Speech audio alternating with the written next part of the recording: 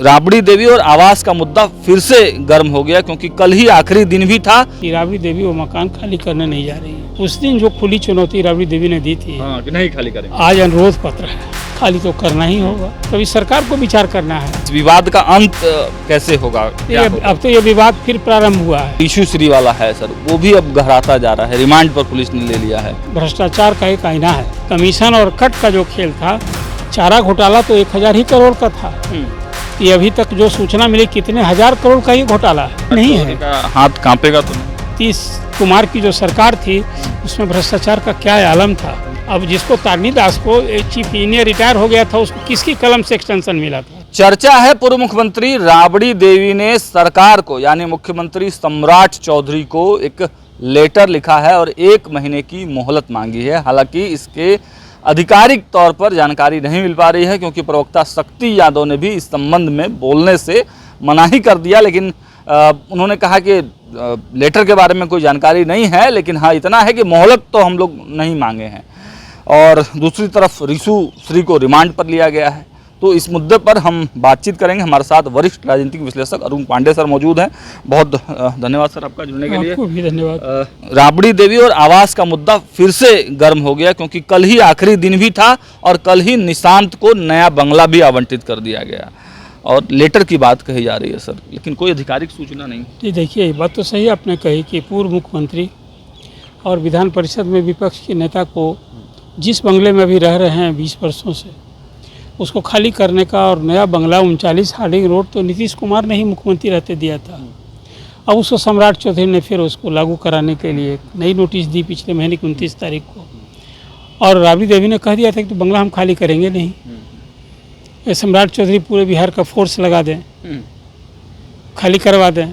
मतलब एक तरफ से इधर खुली चुनौती थी और लगे हाथ सम्राट चौधरी ने भी कई सभाओं में बयान दिया कि सरकारी बंगला किसी की बपोती नहीं है, खाली तो करना ही होगा।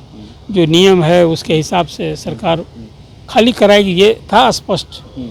लेकिन अब 15 जून को वो अल्टीमेटम का जो दिन था, आखिरी दिन था, समाप्त हो गया। आज आप 16 जून को बात कर रहे हैं। आपने अपनी बात बताई भी कि अभी पुष्टि नहीं हुई है, लेकिन जो भरोसे की खबर ये है कि राबड़ी देवी वो मकान खाली करने नहीं जा रही है। नहीं जा रही है, 10 रुपये खाली नहीं करेंगे। उनकी ओर से भवन निर्माण विभाग को एक चिट्ठी लिखी गई है कि विपक्ष, जो अभी खबर आई है उसकी मैं भी पुष्टि नहीं कर रहा हूं, लेकिन जो उनके पारिवारिक सूत्र से जानकारी मिली, उन्होंने कहा है कि भाई हम तो विपक्ष के नेता हैं, मेरा परिषद में कार्यकाल अभी 30 तक है, तो जब तक हम वहाँ हैं वहाँ उसमें इसलिए भी रहने दिया जाए कि लालू जी जो पूर्व मुख्यमंत्री हैं, राजद के अध्यक्ष हैं, पूर्व रेल मंत्री हैं, उनके स्वास्थ्य का आधार बनाया गया है कि उनका किडनी बदला गया है और जिस आवास में उनके लिए खास कमरा बनाया गया है वो सीढ़ियों पर नहीं चढ़ सकते हैं। तो ये भी एक तरह से कहिए कि अपने लोगों को एक मैसेज देना है सहानुभूति का, और विक्टिम कार्ड भी है। यह भी उस लेटर में कहा गया है कि 39 हार्डिंग रोड को वो सुविधाएं आप उपलब्ध करा दीजिए, हम लोग चले जाएंगे। ये सब अपने अपने ढंग से बातें आ रही है, लेकिन वो तो इसी बंगले में खाली नहीं करने की बात कर रही है। अब रही बात कि उस दिन जो खुली चुनौती राबड़ी देवी ने दी थी कि नहीं खाली करेंगे, आज अनुरोध पत्र है। तो स्थितियां थोड़ी बदल गई है और अब आज की तारीख में सरकार, हालांकि उस बंगले को एक मंत्री का नाम आवंटित किया जा चुका है और इनका बंगला तो 2 महीना पहले ही हो गया था, आवंटित कर दिया गया था। ये तो नवंबर में ही 39 रोड और उसके लिए बाज़ाब्ता जो उसका सारा मेंटेन किया गया है, सफाई सुथरा सब वो तैयार है। तो अब आज जो राबड़ी देवी का ये रिक्वेस्ट लेटर है, इस सरकार को इस पर रिस्पॉन्ड करना है, तो रिजेक्ट करना है। और बंगला खाली कराने की तो एक प्रक्रिया तय है, एक नियत तिथि तक विभाग की नोटिस के बाद आप खाली नहीं कराएंगे तो सरकार चाहेगी, सरकार प्रक्रिया करेगी, मजिस्ट्रेट को सामने रख के ऑफकोर्स से खाली करा दिया जाता है। ये लग रहा है कि ऐसा होगा। आज अब इस अनुरोध पत्र के बाद तो अब थोड़ा सा एक स्थिति बदल गई है, इसलिए कि वास्तविक रूप से अनुरोध पत्र अगर ये लिखा गया होगा तब नहीं, तब भी सरकार को रिजेक्ट करना है। सरकार कही कि भाई जो बंगला दिए हैं वो भी बंगला छोटा नहीं है।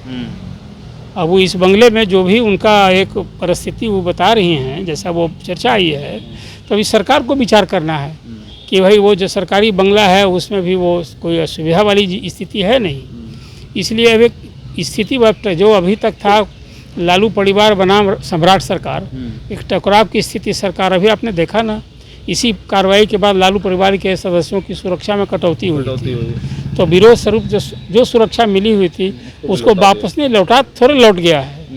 दूसरी तरफ हाँ, तो वो तो सब सुरक्षा घेरे में आज भी हैं। वहाँ कोई ऐसा है कि थोड़े है कोई एक अति विशिष्ट व्यक्ति को, सरकार को यदि ये कोई किसी का थ्रेट परसेप्शन होता है। सर, अब आगे आपको क्या लग रहा है कि इस विवाद का अंत कैसे होगा? अब तो ये विवाद फिर प्रारंभ हुआ है। आप अंत खोज रहे हैं। अब अल्टीमेटम का दिन समाप्त हो गया और राबड़ी देवी एक रिक्वेस्ट लेटर भेज के अब सरकार को रिएक्ट करना है। सरकार यदि चाहेगी कि नहीं हम ये आपको बंगला खाली कराना ही है, जिस मंशा से आपने देखा सरकार जिसको चाहे बंगला देती है। उप मुख्यमंत्री के जिम्मे जो बंगला मिला हुआ था, जिसमें तेजस्वी यादव रहे थे, जिसमें सुशील मोदी रहे थे, जिसमें सम्राट चौधरी रहे थे, अब वो बंगला को कल निशांत को दे दिया गया। स्वास्थ्य उसको बंगला दिया गया था और उस बंगले को अब रामकृपाल यादव को दे। तो बंगला तो सरकार अपनी मन मर्जी से बदल रही है। जो बंगला कभी ईयरमार्क होता है, 2 डिप्टी सीएम हैं अभी बिहार में, और वो अपने ही पुराने मकान में ही नया बंगला में जाने से मना कर दिया। आज विजय चौधरी ने इसका जवाब दिया और वो कह रहे हैं कि कोई भी आवास डिप्टी सीएम के लिए करणांकित नहीं है। अब देखिए, ये सारी बात जो नई परिस्थिति में नई बातें की जाती है, विभाग का ये बजाबता स्टैंड होता है।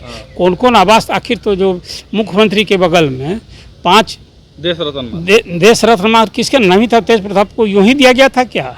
तेजस्वी को। और फिर इसके बाद विपक्ष के नेता बने तो उनको दिया गया, जो जिसमें चलिए, तो मतलब ये लालू परिवार का जो विवाद है, आवास विवाद, ये अभी चलेगा। अभी तो चलेगा। लेकिन एक मामला जो ऋषु श्री वाला है सर, वो भी अब गहराता जा रहा है। रिमांड पर पुलिस ने ले लिया है, इसमें क्या अपडेट है?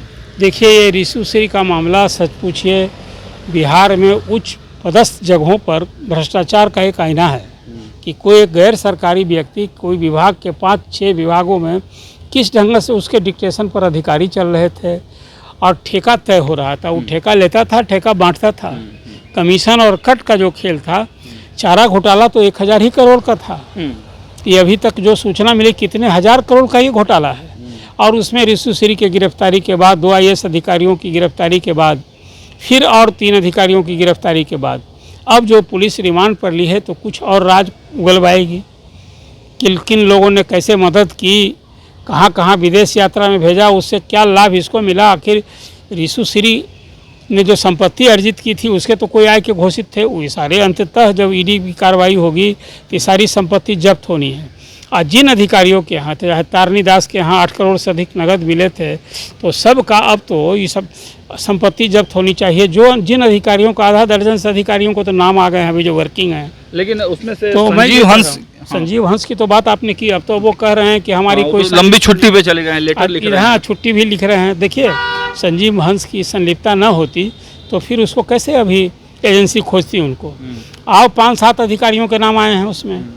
तो ये राजश्री के इस गिरफ्तारी के बाद फिर रिमांड पर जो 5 दिन का लिया गया है ऋषु श्री का, तो इसमें पूरा ये टेंडर घोटाला का बड़ा राजफास होने वाला है। और इसमें जो पूर्ववर्ती नीतीश कुमार की जो सरकार थी, उसमें भ्रष्टाचार का क्या आलम था। इसमें और कई बड़े अधिकारी ये राजनेताओं तक जाएगा, सफ़ेद पोश भी इसमें कहीं नाम आएंगे। इसलिए ये मामला यूं ही नहीं है। हाथ कांपेगा तो नहीं, क्यों कांपता यदि तो फिर ये कार्रवाई क्यों होती? आपने देखा ये 1 साल पहले केस हुआ था, ऐसी सारी कार्रवाई अब हो रही है। तो ये तो बिल्कुल आप कहिए कि सम्राट चौधरी जो कहते हैं कि 0 टॉलरेंस हमारा है भ्रष्टाचार के प्रति, अभी तो दिखता जा रहा है। हाँ, इसमें इसकी कार्रवाई और तेज़ होनी चाहिए, जांच तेज़ होनी चाहिए। और जो अधिकारी पकड़ाए हैं, अभी तो 2 अधिकारियों के खिलाफ FIR करने के लिए अनुमति मांगी गई थी, अभी तक नहीं मिली है। इधर एडवोकेट जनरल ने भी इस्तीफा दे दिया है। तो कई कुछ इस तरह के मामले हो रहे हैं जिस पर कई तरह के सवाल हैं। मानता हूं मैं कि ऋषु श्री का पुलिस रिमांड पर ली है। 5 दिनों में बहुत सारा राजफास होगा।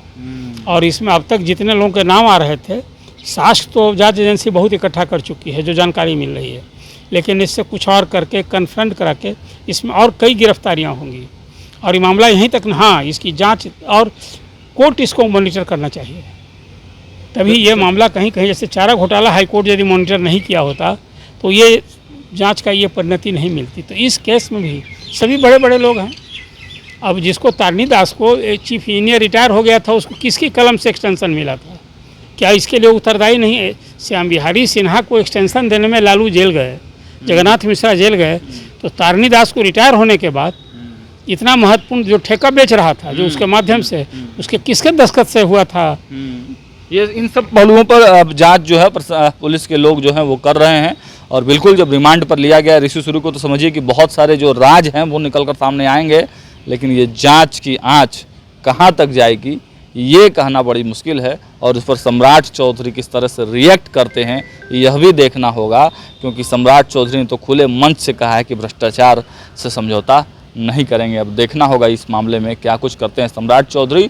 और दूसरी तरफ लालू परिवार के जो आवास वाला मुद्दा है वह भी अब सुलग रहा है। देखिए इसमें क्या अपडेट आता है। फिलहाल इस वीडियो में इतना ही, लेकिन अपडेट्स आप तक पहुंचाते रहेंगे। जुड़े रहिए हमारे साथ, देखते रहिए न्यूज़ 8। बहुत बहुत धन्यवाद।